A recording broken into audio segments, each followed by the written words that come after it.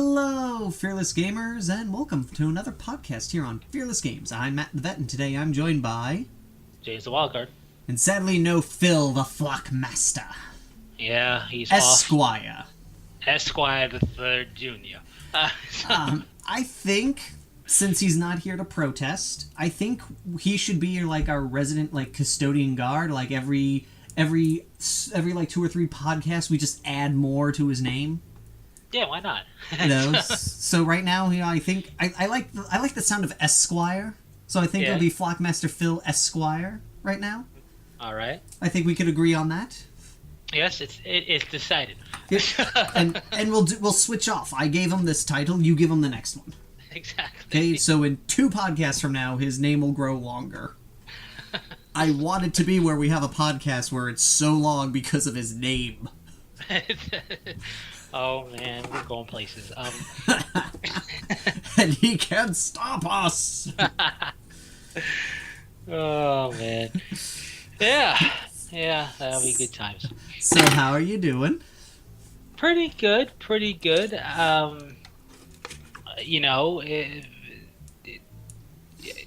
Just there's no beat around the bush. The next edition's upon us. It is. As of the recording of this video, 8th edition will be out in roughly 2 weeks. Yes. It is.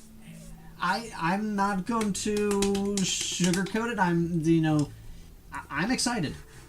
I'm looking forward to it, and I have to say one of the things that I'm looking forward to more recently from it is the Necrons.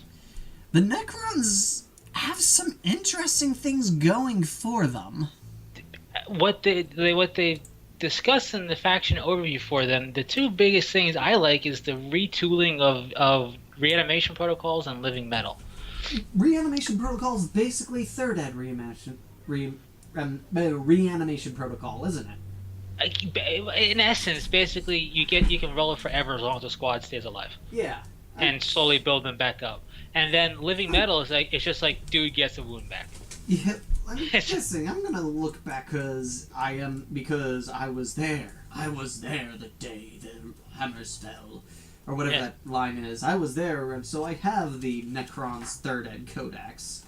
I'm curious to see what that rule was, like how dramatically different or not so dramatically different it is.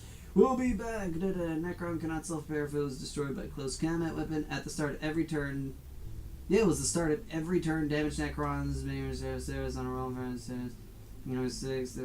Oh, okay. They made the difference where in the original it was if they failed the roll they get removed, and in this new one they get it every freaking turn no matter what. So you have to kill off that squad, or that squad can get to full strength. The reason I like this is that it brings some of that horror element feel the Necrons were kind of lacking a bit to themselves, because they had that horror feel. The best way I can describe their feel, for me, with Necrons, and how they've always have, and they never lost this 100%, it's been more subtle in the background when you read about them, is a quote from Terminator 1, when Kyle Reese is talking to Sarah Connor. And it's basically talking about the Terminator. It can't be bargained with. It can't be reasoned with. It doesn't feel pity, remorse, or fear, and it absolutely will not stop ever until you are dead. Yeah. That, to me, is a perfect example of a Necron. It's a Xenos undead robotic species. There's no pity or remorse there. You can't bargain with that. And it won't stop. You broke it in half, it's crawling towards you as it's self-repairing. You have to obliterate it, in which case it goes back to the tomb to get a new body, and it'll be back for the next battle. Like, you can't that stop horror, them. That horror element, an aspect of that particular type of horror feel right there, is something that the Necrons had and still do have, with 7th edition stuff. It's just subtly there in the background, in the timeline. Like, there was this battle, you see, and these Necrons were thought wiped out, you see, but then they turn around and rip the opponent's threat out because they were still there. It's more like in the background saying, and then this horrible thing happened. And it really makes me excited for the Necrons, just those 2 rule swaps or changes, because they feel more like the Necrons that I like, you know what I mean? And I feel that plus their technology being basically magic. You take that and you take something that's a more recent Necron bit of fluff, where a Necron tomb ship basically burst forth from a planet to go back into outer space. It woke up. Yes. And it ignored the population on the planet, but blew up a cloaked Eldar listening post in orbit before leaving. And the reason it ignored the, I believe, Imperial Hive World city thing there was because it didn't view that as sentient life. Like, that's how above they are in their mindset and how low they view other species. I love that, and I love the whole, like, Terminator 1 quote thing together, and it feels like that's back in a sense. And can definitely come back. I'm intrigued by a lot of the stuff that's going on. Definitely. I feel like looking at some of the rules and such, I like some of the simplicity that's put into it.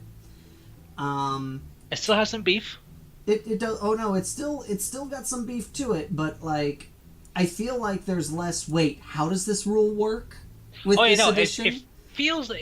It feels a little more clear cut in that regard. I'm not saying it's any less wordy. In fact, it might take some time to not stumble over it, but it's not so much you're stumbling over because how does it work? You're stumbling over it because you're remembering the previous edition. Yes. And you're trying. Although I still have beef with vehicles having wounds, only because they're called wounds. And if they were still called hull points, you can therefore have war gear and equipment interact with that terminology different than wounds to further differentiate it. You know what I mean? Yes. Like I feel there's more capability. I was kind of hoping maybe there was some sort of rule that kind of played with that, with like the armor-piercing weaponry that made them more deadly to vehicles than non-anti-vehicle weaponry. I mean, I get where they're going with it, yeah. and it's not that I don't want them having wounds, just that I feel like if they could have kept them called hull points, then you can take something like a las cannon or a lance weapon and give them further little, enhancements. That's what I mean. Like, dealing with it would have worked better with giving some weapons an edge. This is clearly made for killing vehicles. Right. Like, a good example is like we've talked about it before, like I like how a las cannon does, yes, it does D6 wounds, but only to a single model. Right. Unless you got like, a quad las cannon which has 4 shots, then you can kill 4 models, despite the fact that he's dumping 20 wounds. Yeah, you can kill them dead. Like, it's like, I like that because then I always felt like it was like, man, I'm not using my kill vehicle guns on vehicles. I'm using it on people. Because it's the same number of shots, just the guaranteed kill. Now it's like, I guess in a way, as shooting a squad of guardsmen with a las cannon feels like a wasted shot than it does in 7th Ed, in my opinion. Yeah, I mean, don't get me wrong, I still would consider it a wasted shot, but it feels even more wasted now. Yes.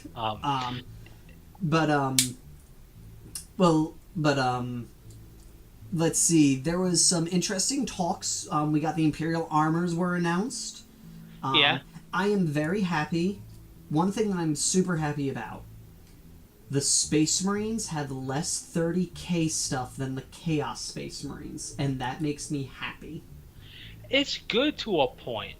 And by that I mean, I look at it when it comes to certain specific war gear. For example, no autocannons for Space Marine infantry, Terminator or otherwise, because that was replaced by the assault cannon, and it went by the wayside because we don't use that in the Imperial Arsenal. They get more modern equipment than that. So yeah, having that be chaos, fine. But then I look at things like, well, don't forget, one of the loyalist forces is the First Legion. It's going to have Cataphracti and Tartaros. It's going to have these things. And we could actually take... No, that's one of the things we can take in this new edition is Cataphracti. So, like, while I get... Like, I've always liked, and that's why I've always liked the Chaos... Well, the Chaos Codex, even when they made more Renegade chapters, like, design codex for it, and then when we have these indexes, which are Band-Aids until the codex comes out... Yes, a disclaimer, in case anyone isn't aware, these aren't the actual codexes. No, these are just ways to get you playing until they come out. History lesson, the last time we had a dramatic, and I mean dramatic, change of the rules where if you took a old edition book and applied it to the new rules, it will not work, was the jump from second to third. And what they did is they released a bunch of, like, basically collective books that had a lot more in them than the older books had, to get everybody going. That's why, like, for example, if anyone has been looking at some of the material, going to their local store and seeing the demo runs, the reason why, if you agree with me, the Space Marine book feels kind of bland if you're not playing the special character or Dark Angels, Blood Angels, Space Wolves, Black Templar, and Grey Knights, is because these are not finished books. These are so you can play right now with anybody. So just keep that in mind. Don't get angry when in 4 or 5 months you see a Dark Angels Codex. That was the plan all along. And GW has been very open with that. Yes.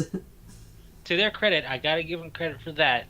They have said from the original announcement that they will be of these books. Yep, they said codexes are not going away. And they clearly made sure we knew these weren't codexes by calling them indexes. Yeah, they're basically there so you can make an army list and learn the rules while they are developing your full-on codex for every form. So then once our codexes are coming out, we're not learning 2 things at once. We're learning the rules now, we learn our armies later.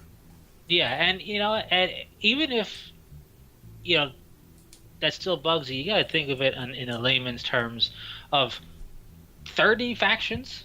You want them to have 30 codices and the main rules come out all at once? You crazy. Yeah. But but that would be the one thing I'd say. I hope that's like going off of, because I did go to a local store that was giving out demos of the game.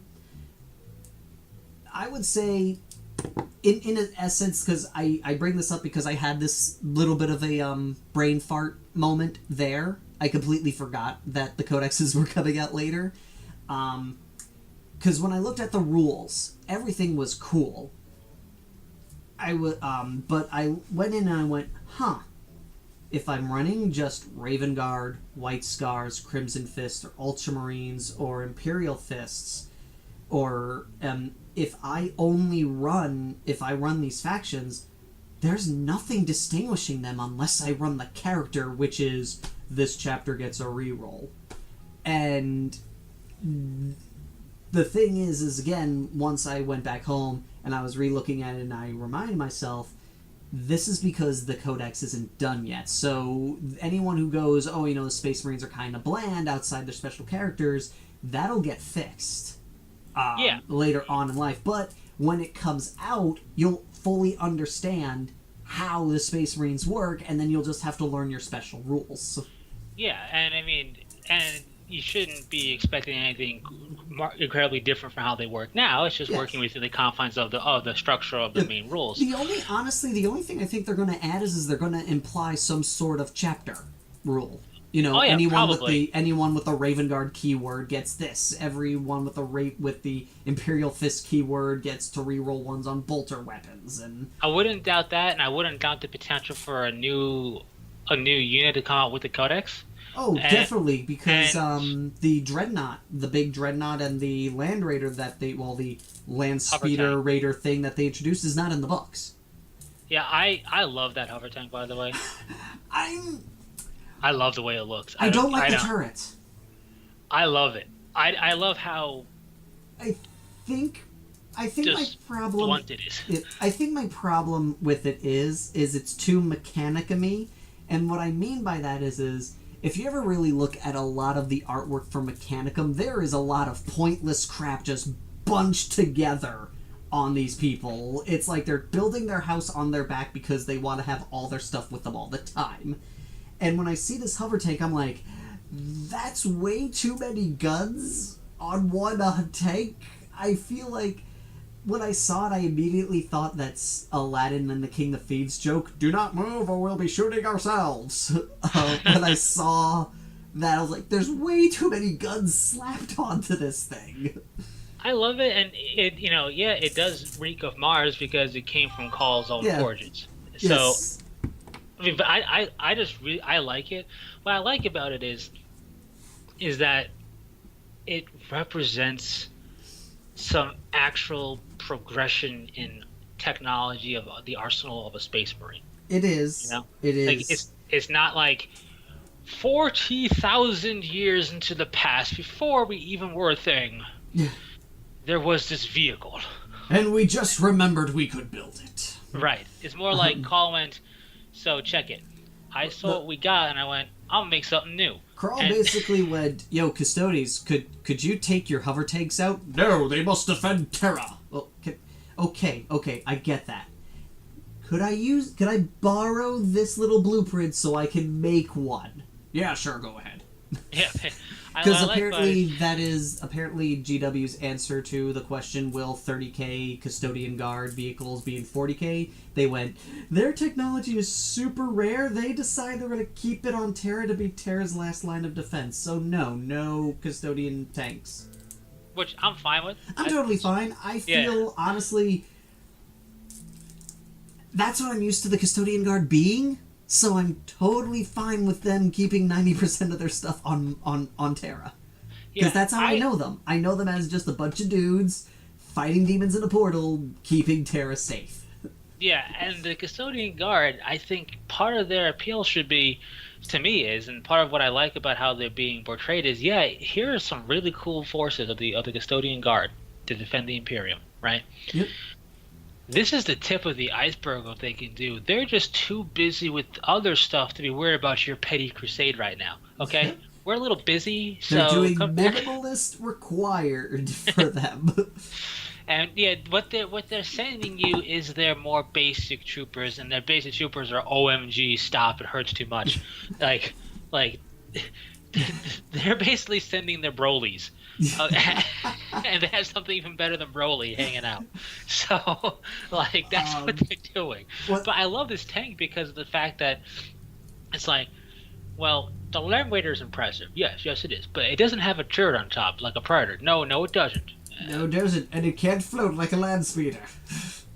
I shall rectify all of this. Did you see that meme with the pineapple pen guy?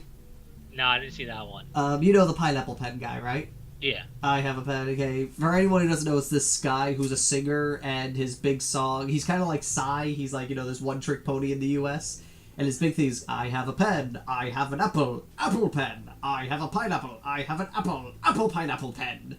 And so they take him, and he goes, I have a Land Raider. I have a Land Speeder. And then the last panel is just the new tank. But I really like the repulsor because I like the concept of no nonsense slab war machine vehicles of let's blow it up and move on to the next target. And Space Marines had that. They've had that. That's what their vehicles do, right? There's not a curved surface on those vehicles, but in fact, it's against the law. It's against the rules of Space Marines to have an actual curved hull. But I don't know. It feels like I would expect to see this come out of like an 80s action sci-fi movie, and I don't know why, but I like that. I look at it and I'm like, they're not this tank epitomizes that one Space Marine meme using the old Space Marine Codex cover where the Crimson Fists are shooting everywhere. Yeah. Not shooting at one thing, they're shooting at everything. Yeah. That's what this tank epitomizes to me, and it's fantastic. One thing I will say, I thought it was very clever. Everyone assumed the Rhino Primaris was the Primaris' transport, but it's not. It's the repulsor. And there's a new Land Raider as well in the book. The Land Raider Exclusive or something like that. It's I'm saying the name wrong because I saw the word once and I don't remember it. Right.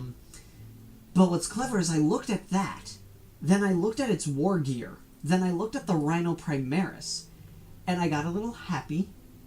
It's the old Command Land Raider Rhino unit from Warhammer World. Cool. That they just gave them special rules and made it where they don't have to be 6 inches apart from each other or be bought as a team. And I'm like, oh, that's awesome. What's also really awesome is Forge World is going digital. The Imperial Armor Indexes will be available on ebook, which I think is fantastic. Yes. I like that they're. I imagine they are their Band-Aid. Yeah, Only it's more like a cast because Forge takes forever. Yeah. But, Oh no! They already announced a new Imperial Armor book, The Flames of Castellus or something. Yeah, something like where that. the Mechanicum get all the robots from 30K. Which about time, but it is about time. One thing I'm shocked about: the Imperial armors are cheaper than the indexes. yeah, well, that's really I think because you can't build an army out of them. True. Truly. I'm just like surprised. I was like expecting them to be roughly the same amount, if not a little bit more, because Forge World, and not for nothing, Imperial armor books are worth the price a lot of the time. They are. We also got some. Like I said, I am glad that that Chaos has more of the 30K stuff, because, like you said, Space Marines, they've been developing, they've been making new tech. And Chaos hasn't. So it makes more sense that they're using 30K models. Because that's all they got. It does, and while they pillage and they confiscate and they reuse, I want this to be a nice, earnest attempt to not just have to have there be a Chaos version of everything the Space Marines get. Yes. Right? Because that got old real fast. And yes. I'd rather them develop into having their own stuff, even if mutilators are stupid. Like, I'd rather them have their own things, and so forth. That's why I really enjoyed those, because, like I said, like, I sat there, like, because I looked at the Imperial Armor Volume 2 2.0, and I was like, huh, okay, awesome, oh, this is really cool, awesome, wow, there's a bunch of 30K stuff in here, that's pretty cool. Then you open up Imperial Armor Volume 13, and you're like, there's only 2 tanks here from the 30K. How are Space Marines keeping their tech? How are they getting more than Chaos when they're the ones that stole all of this stuff? Like, it made it sound like... It always felt like... like you said, like, almost to agree, like it was the Salvation, like, army type of thing. Where Chaos was just hoping that Space Marines would go, I'm done with this Spartan, I don't need it anymore. And when it really should be more the reverse, when, the Space Marines go on, the Tech Marine goes, that's a Spartan. Oh, can we please bring that home with us? I'll uncorrupted, I swear. Like, it's weird, though, because both sides of the coin work depending upon the Imperial or Chaos faction you're looking at. Yes. Death Guard lost a lot of their stuff because they just let it fester to nothingness. Yes. Another Legion, Chaos Legion, would lose it because most of it got blowed up. Another Legion has a bunch because they hoard it all. And then on the Imperial side, well, this is a chapter from the 38th millennium. They don't got anything except Mark 7 and Predator. Well, this is the first Legion, loyal. This is the loyal Imperial forces of the First Legion. Mm-hmm. They have stuff predating Astartes equipment. That's actually one thing that I'm kind of hoping for in this new edition, that we see more of the First Legions, like the First Founding Legions, having a little bit more of the older stuff. If we don't, it's no big deal, but, that's what I liked about originally with the Dark Angels, where they were the only tactical squads with plasma cannons, because they were the only Legion that had enough to give them to their tactical squads.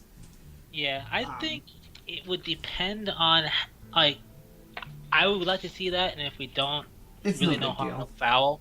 But that, to me, would depend on how much GW and Forge will want to kind of, say, hey, check this out. Maybe we should try and do stuff like this, because the Dark Angels Legion from Forge World have weapons of the Old Knight.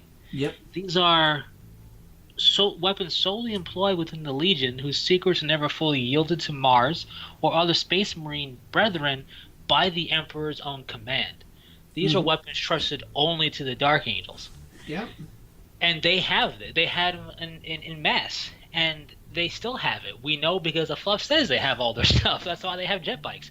Um, so it would be cool to kind of see some of that. But I think this is a case now where GW needs to really kind of knock heads with Forge World and go, hey, Forge, you're doing great stuff here. We're producing, let's just say, the Blood Angels chapter codex, right?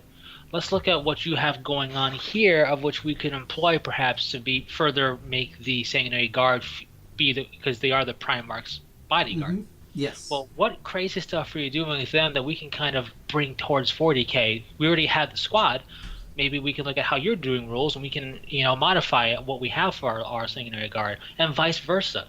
Like, you already had the Sanguinary Guard done, GW. Let's look at what you did and let's tweak it a little bit. Or then, like with the Dark Angels, they have weapons of Old Night. How can we represent this with maybe some special stuff? They have the wings.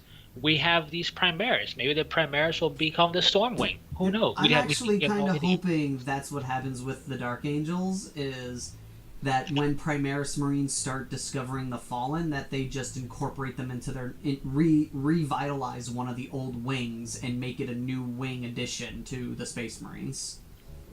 Yeah, well, I have the biggest question I have with regards to the Dark Angels and the Primaris, to get kind of on a tangent here, is the fact that we have chapters created obviously solely as Primaris, and by Gullivan. Yes, Gilliman has created new chapters in the Ultima specifically. In the Ultima Founding, specifically. One of them out of is the Blades of Vengeance, a Dark Angel successor. Really? Yeah, it's on Warhammer Community's the Ultima Founding page. There's a little picture of a bunch of chapters, and on the second row is some new successors, one of which is a Blood Angel, one of which is a Dark Angel. Interesting. And then an Ultramarine and Raven Guard successor on the very bottom one. But the Blades of Vengeance, basically a Dark Angel's green looking armor, maybe a little bit brighter, red chest emblem, bone-colored shoulder pad insets. I'm going to the page now to see this. And the Blades of Vengeance seem to be a Primaris-only chapter because they're talking about Primaris chapters being founded. Yes. My question is, are they Unforgiven? Everything Dark Angel GNC Descent is specifically Unforgiven. Thus far. The big question is I would say it depends because Primaris Marines, from what we've discovered, apparently a regular Space Marine can be upgraded to a Primaris Marine. That's what the captain in the Dark Imperium box is he's supposed to be a company commander that was like, you're so good, you can become a Primaris now. So I feel like because they count it's the same as the regular recruiters, like any dude that they recruit from a regular chapter, like they consider all of them Unforgiven. They join the Unforgiven, and thus joining them, they have become one. And I think that would be the same deal with these guys. Well, yeah, but I just mean, like, because the reason I'm saying that is because the Dark Angels Codex now, talking Codex, whenever that comes out, is going to have to do something specific, kind of Codex special for Primaris. They have to, in my opinion, because every Unforgiven thus far of a Stand of Astartes has laid out Deathwing Company, Ravenwing Company, Battle Company. They're not called Deathwing and Ravenwing, but First and Second Company, they're carbon copies of the Dark Angels. Yes. A Primaris chapter can't do that. So, like, what I wonder, what are they gonna, how are they going to be arranged? Specifically Dark Angels now, because I'm sure Blood Angels have their own jazz and Space Wolves and so on and so forth, right? And Raven Guard. By the way, the Raven Guard successor in that picture is the Rift Stalkers. It's got the Ravenwing symbol in black, and it's the white armor. It's like, wow, you guys tried real hard to be different, stand out. It's like... They just reversed the coloring. Yeah. It's, to be perfectly honest, all of these, a lot of these are really lazy. Like, the Blade of Vengeance is like, really? You just changed their shoulder pads and put red on them? And the faceplate. Ooh. Yeah. like a lot of these, like the Raven Guard, they just inverted the colors. Yep. The White Scars, they added red. Like, well, I mean, that's just the White Scars. Oh, that is just a White Scar. Yeah. They always had the red, but now it's like more like obviously having red accents. Yeah. I feel like the White Scars. You know, I find it funny whenever we see White Scars. And the Ultramarine one, that one, it's the same color. It's blue. Yeah. But it's got a white shoulder pad. Oh, different. But yeah, with the White Scars, every new edition release of the Space Marine Codex with the White Scars, they get more and more red accenting shown on more and more models. It's like, you've made them difficult enough to paint cleanly. Stop making it even more difficult. It's like they don't need to compete with Imperial Fist for most annoying thing to paint, okay? They don't have to do that. They can just be white. But yeah, so I'm just like, I look at it as a Dark Angel fan and player, and seeing how the Dark Angel's lore did stuff with their codex and everything. I'm looking at this going, okay, your move, Unforgiven. How are we going to explain away these Primaris only chapters of ourselves? Like, what are they going to have? Now, and will we have chapters like? Is there some? I'm assuming the Dark Angels and Blood Angels will be their own codices in the space. Yes, probably. Will because they actually had their own sections in the index, I would say it's definite. Right. So the Primaris now, right? Are they gonna like? Is he gonna be a hand flamer for a Primaris, lieutenant as an option because it's a Blood Angel and that's a Blood Angel option?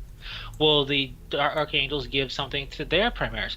Will the Space Wolves even have Primaris squads arrayed in such neat factions like they are? Yeah. That's not the Space Wolves thing, when you think about it. Will we be able to get all the Primaris gear, or do we magically only get half of it?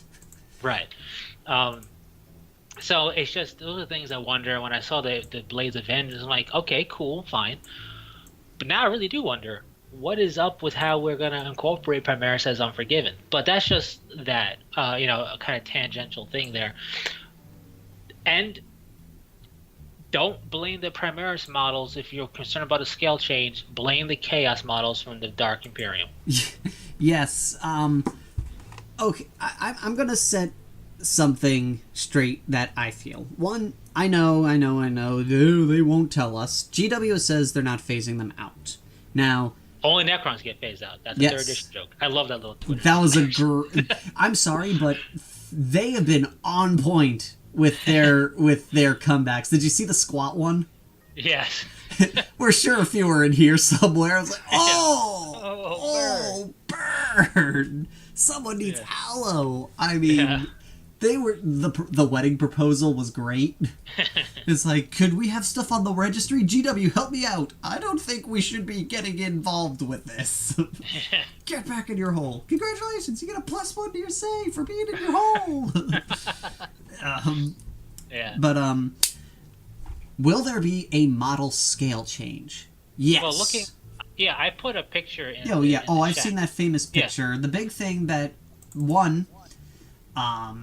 sorry, I'm echoing. One, that's a Dark Vengeance mini, and he's leaning, so he does look a little bit shorter than the rest of them. Yeah. Two, that Nurgle Marine is standing a little bit straighter of the leg than the Primaris is. Yes, and also I believe the Primarises are on 40 mils. I could be wrong, but I don't think they're on 32s. I don't know, but I looks like. Like here, I got a picture of somebody holding one. Hard to tell, but I'm pretty sure they're on 40s and the commander's on a 50. They're not gonna upscale that dramatically. What I will say is will there be a model change? Yes, because that's just the nature. If you look, Space Marine models have evolved over time, all across the board. But that doesn't mean we're going to be getting rid of them. We'll still have. I'm for the belief that the models will change, but the Marines will stick around. If they were planning to phase them out, they wouldn't have made Primaris Marines double the point cost, no weapon options, and have the same stat line except for 2 stat differences. They would have made... wouldn't have called them Primaris. Yes. It would have just been Astartes. Yes, they would have... That would be, they could have Astartes Marines. They would have done something. I can't see GW going in the next edition and all of the regular Marines died. Yeah. I look at it like this. The Primaris Space Marine shouldn't be the cause of the gripe for a scale change amongst Astartes. The Nurgle Marines in the Dark Imperium box should be where your gripe's at, because they're on the same base size and standing basically as tall as a Primaris, which makes all standard models on Chaos and Imperial sides look silly next to them, because they're not Primaris, they're just Chaosified Astartes, but they've never been made bigger because of it in the past. Well, this is the thing that I've been saying to people that I think is the cause for that. The reason everyone's been kind of ignoring the upscale of the Death Guard because they're going, oh, well, you see, they're getting big and bloated because of the curse of Nurgle and all that, making them big and monstrous. And they're Chaos players. They don't care because they're getting new stuff. Yeah, but that also is like, that doesn't explain how their armor is physically bigger to maintain this, and in the past... The warp did it. Yeah, but basically, I mean, yeah, you can explain it all the way with Chaos and the Warp, but when it comes down to it, we've had many a year where the bloated Marines or, rage-possessed Marines are the same size as your standard Smurfs, right? So, I look at it as, yeah, there's going to be a scale change probably coming to Space Marindom.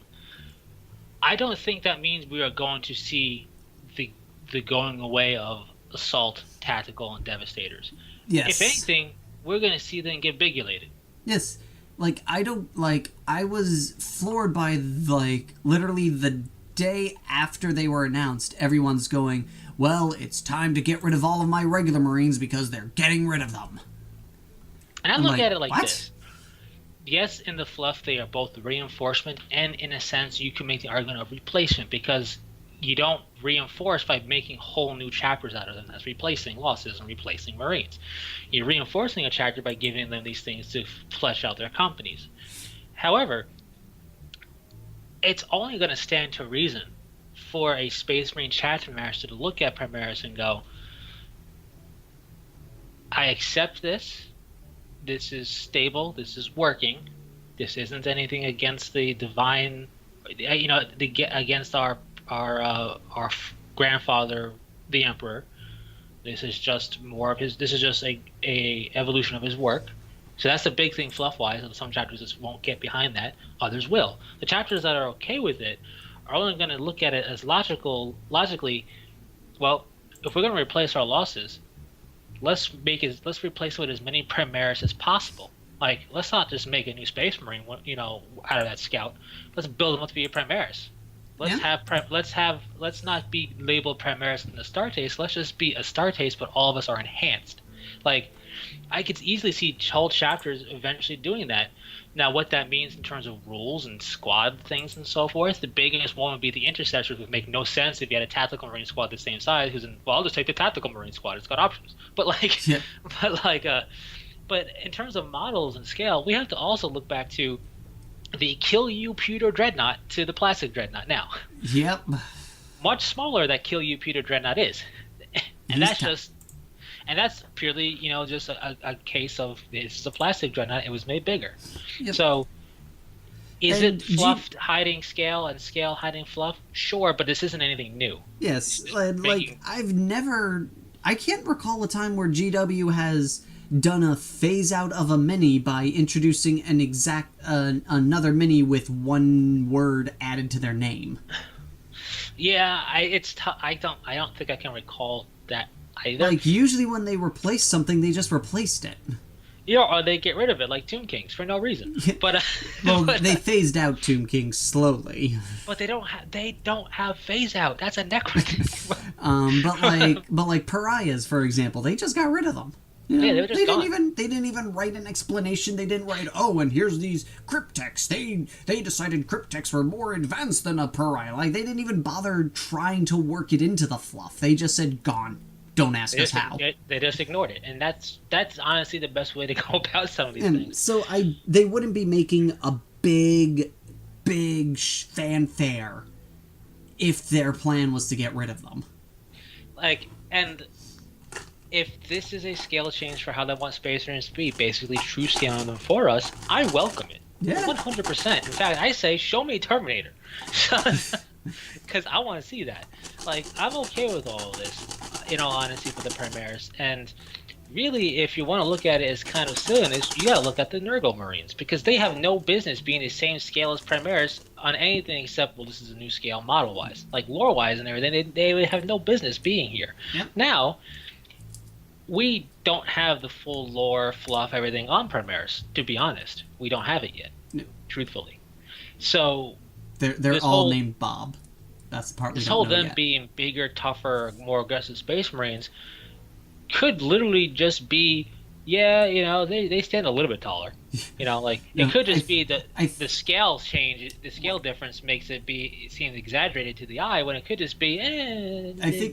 I think the best is one buddy who swears he's out, but he looks at all the information so he can troll people because he thinks being a troll is funny.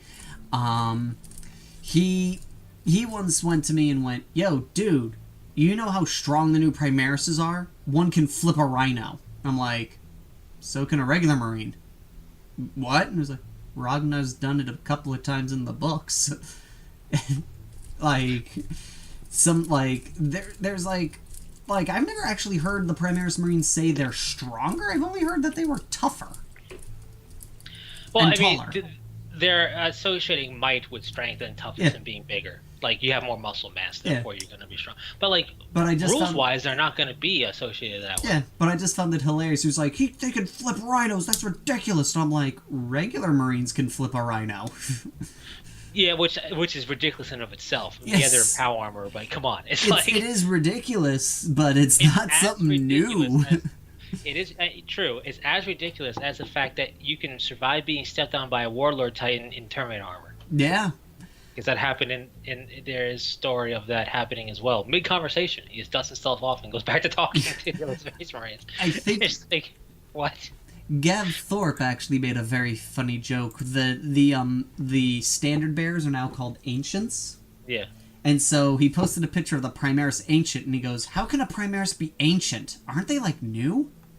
I thought the exact same thing when I first saw that. But, that's the term that the standard bearers have had for a long time. In fact, they used the honor guard standard bearer of the Ultramarine Special Squad was called an Ancient. Yeah. So he was Ancient Helvictus, I think, was an actual character name for him, in terms of fluff, or something like that. So Ancients being a standard bearer is nothing new to Space Marine. It's just funny when you have here's a brand new Space Marine unit, the Ancient. Wait, excuse me? It's I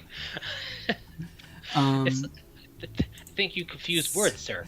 But speaking of confusing words and such, some stuff came out of this weekender as well. On the 30K side, we had Magnus the Red and a premiere of Amon, which I was sad he did go up for pre-order. And we have the release of the second dual pack of Primarchs, which is Magnus and Russ. Yeah. And to be perfectly honest, I think they did I think they handled the diorama base better this time around. They did. While it's handled better, and I do like it, it still feels a little weird to me. I think the biggest issue, I think it looks 10 times better than the Ferris Manus Fulgrim one. I think the issue is the way Russ is positioned. At certain angles, he looks like he's not running towards Magnus. Yeah, no, he really doesn't, because in actuality he's not. He's running to his side, looking at him. Yes, like he's gonna try and hit him from the side. Yeah, like he's circling him in a sense. Yeah, but it doesn't work out well when you look at it straight on. It looks like he's it just looks like if you're looking the wrong way. If you're looking at with Magnus facing you, it looks like he's running away from him. You have to get it where you can see Russ's face, so you see where Russ is looking. Yeah, I mean it's I just feel like while it is handled well and definitely better, It I feel like it's not perfect. And are you gonna get perfection? No, you're not gonna get perfection on one of these. But especially when it's two separate models being yeah, forced, for lack of a better word, forced to interact with each other. I think if the middle didn't have that valley there, it would be a lot better. Like if it looked like he could actually continue running up there. Yeah. Like you have like, is it suspension of disbelief and we just don't see that piece there because they're two separate bases, or is he gonna leap? Like Yeah. Like, he could be doing the 300 leap where you curve as you fly. Yeah, he could be trying to Superman axe him. But like, I think if there was something a lot like a slabbed rubble a lot closer to Magnus's base, where it looks like it's almost flush, I think it would be a lot better because you could see the cinematic motion of him trying to rush him instead of him. Okay, he's rushing, but now he's gonna jump, and there's a spell effect going on. What's going on here? What I do like is that the spell effect looks like it's gonna hit him. Yeah. Like what I like about this thing better than the Ferris Manus Fulgrim one is that it looks like they'll actually do something to each other. Whereas at least with the Ferris Manus one, I'm like, Fulgrim is dodging air. Yeah, this one looks like Leon Russ is going to do what Leon Russ does and face tank stuff to keep going. Like he's just going to tank it and hit him. Yep. Though I have to say, they did a good job with Magnus's model. I'm still not going to buy it purely because as much as I like his Legion, for the love of God, man, put on some armor. Jesus.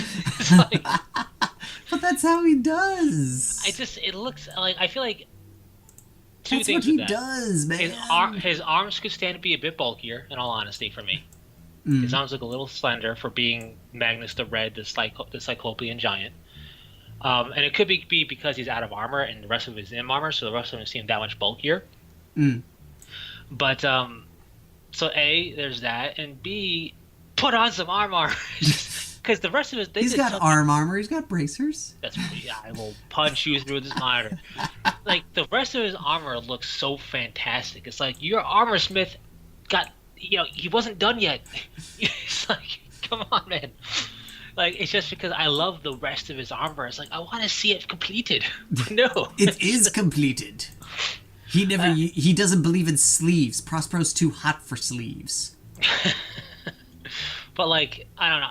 I've just, that's my biggest beef has always been with Magnus since the very first time I seen him. I was like, your arms are exposed. I get it, you're a magic man, but come on. I enjoy the heck out of it. I did buy it. I am waiting for something in my order, which I don't know what is on back order to not be on back order, so they'll start mailing him to me. Yeah, I haven't received my confirmation of my order being shipped yet either. Yeah, chances. When did you order yours? I ordered it on when did I order it? I ordered it in the past. I did it the Sunday of the Weekenders. I did it on May 29th. Okay, so that was the Monday after the Weekender. Yeah. Yes. So, what did you order? I just ordered two things of Sekhmet. Chances are, because this happened to me, the Terminators are probably on back order. Yeah, I didn't see it listed as back ordered. They don't list her. That's the problem. They don't list it as back ordered when it's back ordered. What happens is I'm gonna call it right now. What's gonna happen is by Friday, you're gonna get an email that either it's shipped or it's gonna go, there's been a delay in your order on this particular item, and they're gonna give you this long explanation as to how their model making process happens to tell you how it got on back order. Basically the way, and then they're going to apologize and let you know once it's available. I mean, I don't care if it's on back order or not. I just don't want it to affect me being in the running for it. Oh, no. Your order was processed. Yeah. Like, you got an order confirmation. That's the reason why I ordered them when I did. It's like, I'll see if I can get this type. Why not? I'm sorry, like it's gonna be somebody from the UK. Like it's predetermined. I mean, I'm one of these guys who believes that whenever any of these contests happens, it's already rigged to be like, yes, it's worldwide. They're only gonna pick dudes from the UK because that's gonna be cheaper for them to mail it out and be less of a loss when they give it for free to somebody. Yeah. Versus sending it to us, or granted it'd be free shipping to us anyway, but still. I just bought into their ploy and purchased them. Me too. I bought Russ. I bought the display. I bought Magnus, the display stand, and the Librarian Terminator because I thought that thing looked cool. I bought the 2 Sekhmet squads because they're awesome, and I once the Thousand Suns Praetor goes up for sale, I'm gonna buy. Oh, the Praetor. He's gonna be because I already have because when I used to have a pre-Heresy Thousand Suns force. Yes. And I ran it with 2 HQs. There were Council as Ultramarines HQs, Tigerius, which was I ran as Araman. Because it made sense. I was using that codex. And then I ran a Council as Sicarius, and that was a character that I made up called Kahotep. And Kahotep actually means peaceful essence. Now, does he constantly say his full name when talking about all of the great things he's done, just like Seto Sicarius? No, because he's Kahotep. But he does, and I couldn't think of a longer name because I wanted a Setsuna F-Sei it from Gundam 00, but I can only think of Madonna style name, just Kahotep. So, but no, and that Praetor model is perfect for Kahotep. So I'm like, yes, give me this. Dude, I am going to be all over when Amon comes out because that Amon model is gloriously awesome. It's a cool model. So is the only reason I got 2 Sekhmet and I didn't get an Osiron is because I didn't want the autocannon arm, and the last cannon arm was out of stock. I wanted it to have a last cannon ranged arm because that's how I like to field my dreadnoughts when I'm building a Terminator dreadnought force. I like the dreadnoughts to have last cannons because you need that punch. And the arm was out of stock. I'm like, I'm not gonna just. I'll just get Sekhmet because I'm gonna need them anyway. So, I'm personally for 30k a fan of Volkite. They're cool. But I'm looking at like dual fielding, you know what I mean? So, just for ease. And should Volkite make it into the armory for what I plan to do with my Thousand Suns for a 40k era force army list wise, then even better. But and should I win the Titan, which I won't, but if I do, I will make it as an Ordo Sinister Titan, because I love the Ordo Sinister. I haven't decided what I would do with. If I know what loadout my Warlord would have. It would be the Power Fist and the Plasma Gun because awesome. It's kind of a double thing. I always thought the Power Claw looked super cool. Oh, it does. It looks ridiculously good. And it's the most expensive weapon that you can get for the Warlord, so if I'm going to get it for free, might as well go big. And Plasma, because I heart Plasma. I love the way Plasma weapons look. They do. They look fantastic. And the Warlord just looks so good with one. Paint scheme-wise, that's what I'm torn on. I don't know if I would want to make it part of the Legion, part of the Titan Legion that worked with the Thousand Suns, or make it another Chaos Legion like the what was the name of that one? Or make it that Warlord that's in the Araman trilogy. That the one dude eventually appears, or make him a loyalist one. I have no clue what I would do with him. Yeah. See, I know if I did, I would do something ridiculously stupid and make it a Ordo Sinister Battle Psi Titan. Psi Titans. That's what it would be, because that's what the Ordo Sinister do. And the thing is, though, if I did, and this is all for now because I'm not gonna win. This is all pipe dreaming, everybody. Yeah. We like to dream about stuff we cannot have. But if I did win, I would have to contact Forgeroll, because when they ask you how do you want it, I'm gonna tell them, look, listen here, I'm trying to make it an Ordo Sinister Titan, and you don't have a Sinistramanus Tenebrae arm, so what looks like it? because the war gear that the Titan comes with is how I want to field it, and those arms don't exist. No, So, yet. what would be your closest approximation? Slash, can we put this on back order until you make those arms? but Well, apparently you have until November to actually claim the prize. yes, I would talk with them. And the thing is, if I did win and I did talk to them that way, Forge World's the type of company I would say, look, they're going to be coming out with plenty of time, so, or they would say this looks like it. Like they actually work with you. Yeah. So that's cool. I will say this though, getting back to the next edition of 40K, you know, Horus Heresy staying 7th. Bold move, Cotton. Let's see if it pays off for him. I personally am a big fan of that. I like it on a monetary perspective because the books I own are not for naught. So. That is one part, despite the fact that obviously, surprisingly, sadly, the red books do trump them when they come out because they do make changes to the black books. Yeah. But what I'm happy about is it keeps it separate. I like the idea of 30K being its own separate game, and this kind of solidifies that.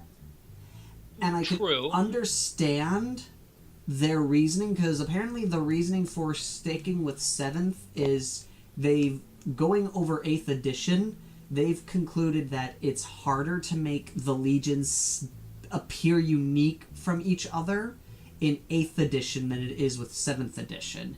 From the little bits and pieces that we have of 8th, I can agree with that. I feel that the way that they've presented 8th to us now, I'm like... Because, like, right now I'm sitting there going, like, with a bare bones codex, I'm sitting there going, there's absolutely no difference between these two factions. Yeah, but I look at that as once the actual codex comes out, we'll see differences. Yeah. And I think if Forge World thought a little harder, they could still make them feel equally unique as they do now. But I do agree that having it straight up be like, look, this is not the same game, will finally put to rest the whole, why can't I play my 30K army list in this tournament? Because this is the 40K tournament. Yes. That's why. It's like, it will put that to rest. But the reason why I say I wonder how long it'll pay off for them is Forge World has basically been, hey, check out these cool models we make. There's some rules for them, but you know the game. We just make some models that fit into that game. Yes.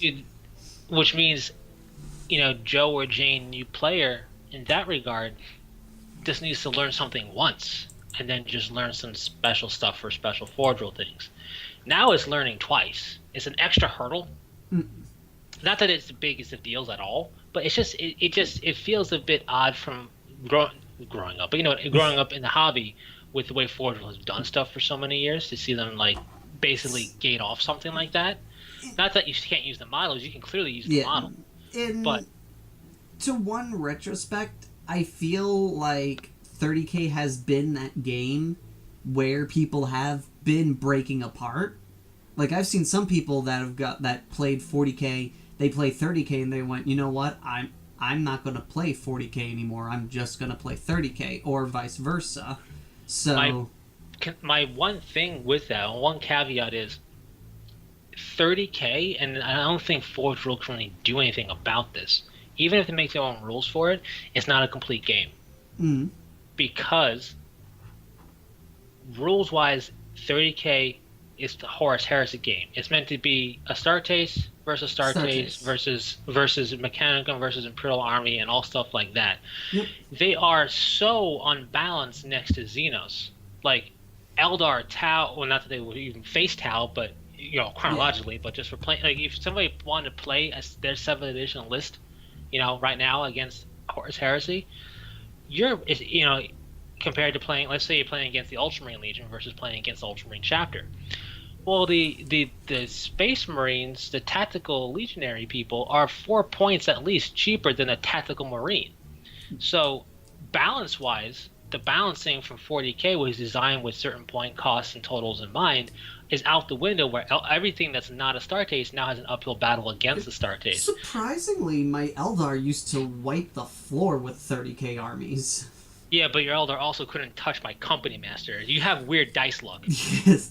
So Like, I did one game where there's this thing called the Unfriender. It's that Demos pattern whirlwind. yeah. Because it's just so nasty. And I was like, okay. My fire dragons were like, we don't like you, and just went goodbye. Well, yeah, but I just mean like you have weird dice and weird luck against certain factions and forces, and then it's just Only like against you. no, you have weird luck with it being horrible against me. But then like I've seen you like trounce things where it's like, well, I'll be danged. And then it's like my one company master stands before your Dire Avenger full squad where they rapid fire everything like all get out, and he's like, is it drizzling outside? It's And then it's because when I face against you, your bad luck influences my rolls. I do have the worst of the dice luck. You do. Like I've said it once before, and I'll say it again. This man has lost Terminators to 5 Terminators to 5 last gun shots. That means he rolled 5 ones. I did. When I did that, the person I was playing against, you, Phil, and like everybody in the immediate area of effect of just sensed it, and things got quiet for like a couple of seconds. Like there was a hush that was like, it was like there's a disturbance in the force. It's basically what happened, and I just looked at it. I had no anger because I knew this was coming. The player I was playing against had the most flabbergasted look on their face. Like, what? Just like almost like wanted to apologize and like take it back. And I'm just like, no, this is what I've come to expect. This is my cross to bear. Yeah, and it was just like, it took like a good moment before things went back to normal around that game table. It's just like... I actually recently found a picture that kind of reminded me of this event. It's these two, like, really muscly fish from SpongeBob. And one of them goes, my Gretchen got charged by Terminators. And the other one goes, that's not so tough. And they went, I won combat. Right this way, sir.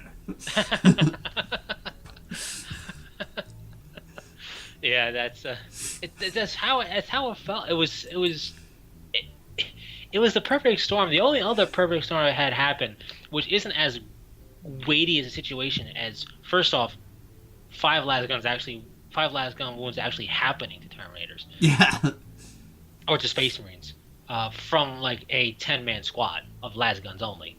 And then all 5 ones was having like 4 6s needed in a row to blow up my Land Raider with his gun. And having that happen. That also happened between us and your Titan. Yeah.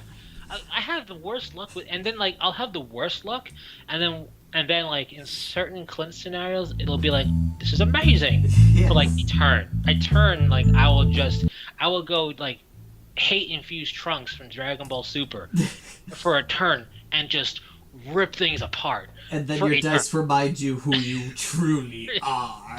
Basically, like that company master who your Dire Avengers couldn't touch and blew up both their Wave Serpent and then killed all your Dire Avengers. Yep. And then my tactical squad that you like shot with all of your Necron warriors in your Necron force you had, and I made all my armor saves and then phased you out. Yeah. It's like stuff like that. But like then I'll have it like, oh, you want to blow up my Land Raider? Oh, you think it'll never happen? You just give it a shot, Sonny. See what happens. It's gonna blow up, I assure you. It's like basically. It's like, and then in that same game that the Land Raider blew up, I could only, and this is before I forget what edition it was. It wasn't 7th. I shot las cannon shots into side armor of a Rhino, and all I could do was glance it and stun it. That's how bad I roll. It hurts. But no, I do like to kind of get back to the Forge World stuff.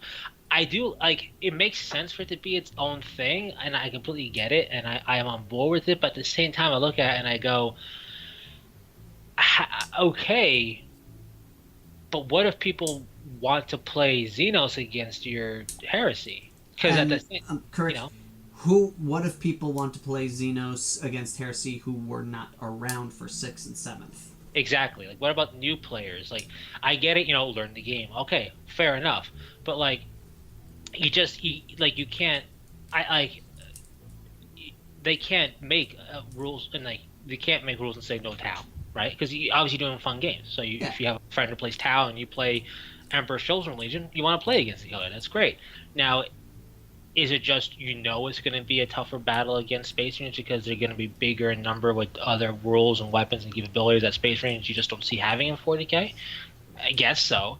It's just it's a little bit of a weird spot because of that situation. Like if this was a game if this was the Badab War or an Imperial Armour 13 or something like that, where you have Xenos and Space and Imperium doing it, and then that became its own little game type setup like Horus Heresy is, it might be. I think it would be a bit easier because you at that point they would have had the framework for multiple things, not just Space Marines. So it's in a weird spot, and I don't think it'll affect anything because, like we said, you want to collect a Legion and you know the game rules. That's cool, and you want to play in 40K. That's cool. You just play with the 8th edition rules. Yeah. Use those models. Nothing saying you can't. In fact, everything's saying you can. Yes. So it's like, no big deal there. It's just, I'm wondering how long Forge World can keep that up, because the longer you go on, the more and more you're gonna have people who weren't around for 6 and 7 trying to look at this and going, wait, what now? I think it's gonna last at least until they finish and get the Terra. True. I mean, they should at least finish the Legions. Yeah. And speaking of, everybody can rejoice. The next model that the Primarch modeler is working on is the greatest treehouse builder in all the universe, Rogaldorn. It's about time. And he promises his eagle on the back of his head will not be ridiculously huge. Heresy. It must be ridiculously huge. No, if Magnus doesn't get nipple armor, he does not get a giant eagle. No one can have good things. Well, I'm just saying, the Imperial Fist came out in Book 3. Yes. Time they get the Primarch. But Dorn did not show up until now. Not in the flesh, but he was given the orders. He also was Book 3. When Book 3 was happening, it was also when they had the battle on Mars. Just wasn't really covered heavily. Like when the Dark Mechanical Schism happened, and then Rogaldorn led a bunch of Imperial and Mechanical forces to basically seize all the stuff to bring the Terra. Mm-hmm. Happened around the time of Book 3.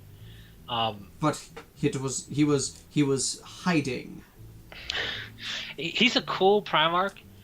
He has his own vehicle, which would be, I doubt they'll do it, but it's cool. Well, and they'll at least give it rules, because they did give rules to Portarabo's fancy Stormlord. Well, he does have rules. He has rules in the Book 3. Yeah. But it's just, I don't think they're going to make... No, they're not going to make an actual model for him. Unfortunately. You've got a brand new Thunderhawk model that's easier to build to do for that.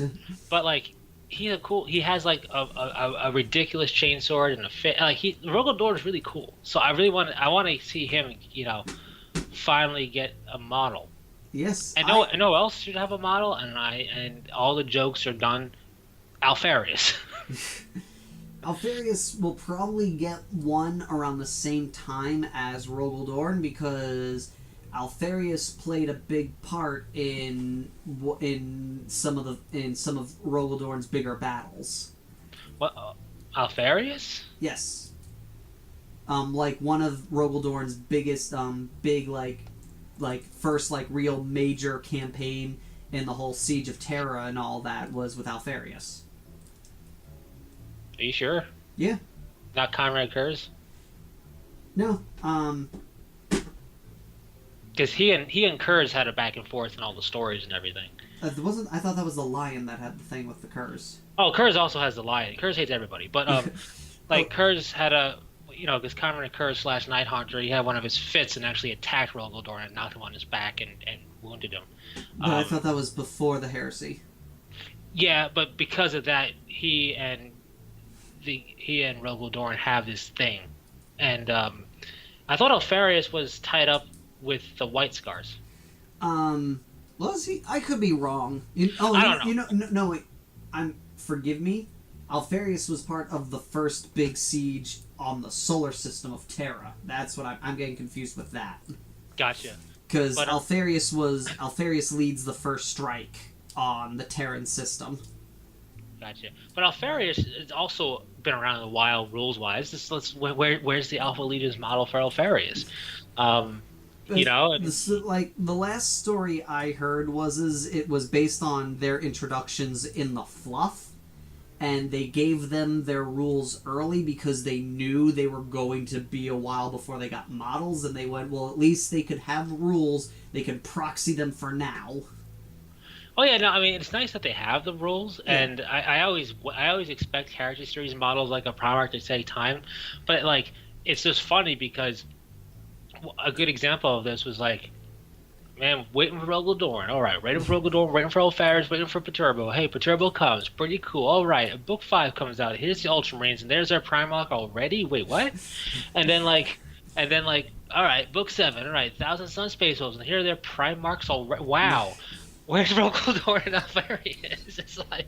And then, of course, this made the joke of, how do we know Alfarius isn't already out? Oh. Yeah, that joke was funny the first millisecond it came out, and that was about it. And I get what they're saying, but it's at the same time, it's like, really, bro? It's as bad as the whole Alfarius is Gilliman right now. Yeah, that does make sense. Yes, and especially if people read the fluff. It doesn't make a lick of sense. But are we missing any other of the legions that are out? Or is it just Roguldorn? It's Roguldorn and Alfarius, and no, Omegon doesn't have rules. No, he doesn't. No, yet he'll get them. Maybe we'll see. Chances are he will, because they did fight. Well, that's really tough because they never fought on the battlefield together. Right. Which at the same time would make sense why they would have rules for both and just make it a rule you can't have both of them. I guess. I mean, also it's weird because Omegon was also in charge of the Alpha Legion Stealth Corps, so you think he would have special rules. But... Yeah. Well, he's probably, again, from my understanding, now I could be wrong, but from my understanding, for a good chunk of the Heresy, Omegon was in base camp, kind of like spreading out the forces and making sure everything runs smoothly, so when Horus needed an update, there was somebody who could give him an update without blowing cover. Right. And he didn't make any real push until later on in the story. So that's probably why. I guess. But that's all we're missing, though, in terms of what's in the books right now. So Alfarius and Roguldorn. I think it's Alfarius and Roguldorn, because Gilliman has a model, Magnus has a model, Russ has a model, Portarabo has a model, Fulgrim has a model, Vulcan has a model, Horus has a model, and Ferrus Manus has a model, and Corax has a model. Corax has a model, and yeah, no, I think those are the only ones. I think right now, model and rules, model rise, all we're really missing right now is Roguldorn, the Durate Khan, the Lion, Sanguinius, and Conrad Kurz has a model. Yeah, he has a model. And Alfarius, and two of those guys have rules, so we're only missing Durate Khan, the Lion and Sanguinius, which Sanguinius and the Lion should be in the next book. Hopefully. Poor White Scars still have to wait. They're too busy deciding which side they're on. Yeah, which, You know what it is? They're going too fast. Forge World can't keep up with them. Yeah, and I'll get back to that concept of what side they're on in a moment. Corax still needs something, though.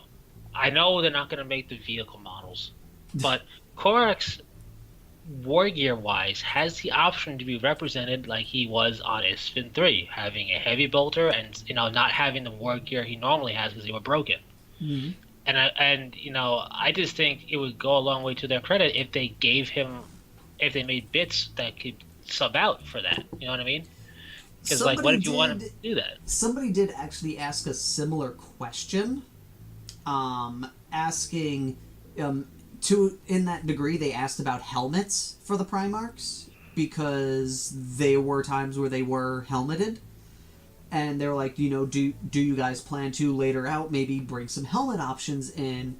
And Forge World said, we are 100% open to accessory bits for the Primarchs, but right now we're focusing on getting the models out, and we've already taken away their tea time and their vacation and their lunch break. We can't make them move any faster.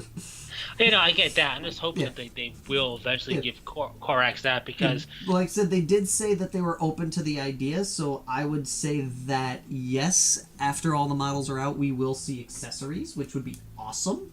And, I get that they're open to the idea, but you kind of... When you give Corvus Korax the ability to feel that way, it's less open to the idea, more so you better get on that, because you made him have that option, basically, so as a model. But and having options in general for the rest would be cool also. And then the one thing that grows kind of tiresome now, the White Scars have had a little bit of like potentially dubious alliance at the onset of the Horus Heresy be part of their fluff for some time now. Mm-hmm. But can a Legion catch a break and just be loyal a traitor for once? like does everything have to have this? Even like the Thousand Sons fluff in their Legion, for Book 7, where it's a tragedy thing. It sets up like dubious. Did they do this on purpose, or are there still loyal factions within? It's like, can we just have them be betrayed and therefore go evil because of it? Because that's what happened. Can we not have everything be dubious and potentially this and that? Sometimes something is evil because it's evil. Sometimes something is loyal because it's loyal. And sometimes good things go bad when the stuff that they were fighting to defend betrays them. So all I really care about with the White Scars is that Durate Khan has a super fast Rhino. That's all I want. He has to. He has to. And we know the White Scars are loyal. It's just like...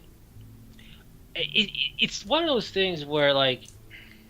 I forget what I was thinking the other day, but it's one of those things where I'm looking at it going, this would be really good stuff if the 40k game didn't exist and we have the battle lines drawn of who's on what side. Like we already know what's going on with the White Scars. We already know the Dark Angels are going to be loyal. We already know the Thousand Sons are going to be blue. Like if we didn't have that, if this was the game leading to that, and we never had 40k to begin with, this would be some really good stuff. It's like, we know what's going to happen, so... And with that, we are out of time. So, thank you all for listening to us today, and until next time, Fearless Gamers, if you have any questions, comments, feel free to leave them, and we will talk to you again soon. So, until next time, Fearless Gamers, this is Matt the Vet. James the Wildcard. Saying take care. Peace.